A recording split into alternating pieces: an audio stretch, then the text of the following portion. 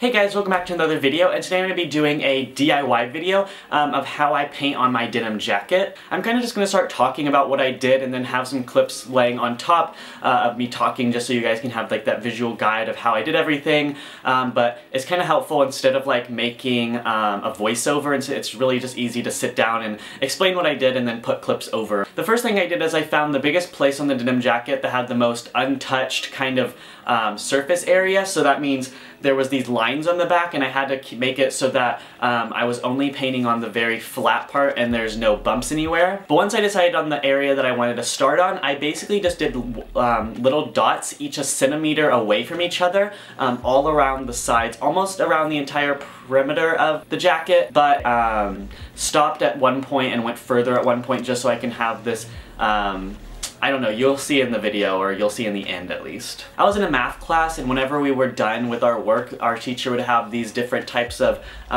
circles or like different shapes that have just dots, and basically all you do is you connect dots to each other using like with a line. I usually go in a clockwise rotation, so you just go from one point to the next, to the next, to the next, and it doesn't really make sense right now, but after I have the videos over top of me, you'll understand. So basically what I did is I just started with a certain point.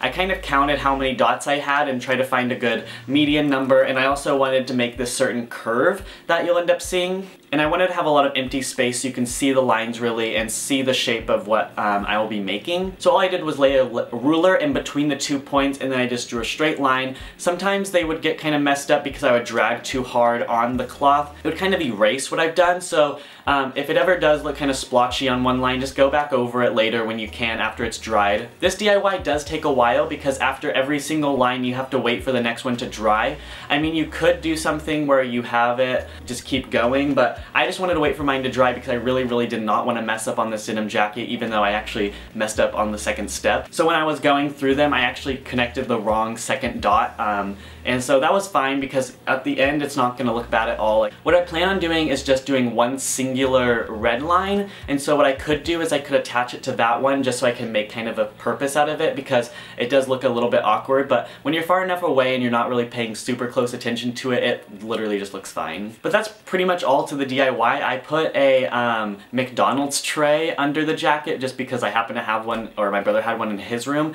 and so I put that under the in between the jacket just so I could have that flat surface, and because the pockets on the front of the denim jacket were getting in the way when I was trying to make the lines. So I would definitely have like a piece of wood or maybe even just a piece of cardboard in between the back and the front of the denim jacket so you can have a flat surface area to draw these lines. But yeah, you just literally go around the entire perimeter of the area you have, just going from dot to dot to dot, drawing these lines, and over time enough of the lines will make a curve, and it's really hard to explain, so I'll probably try to show some pictures of examples.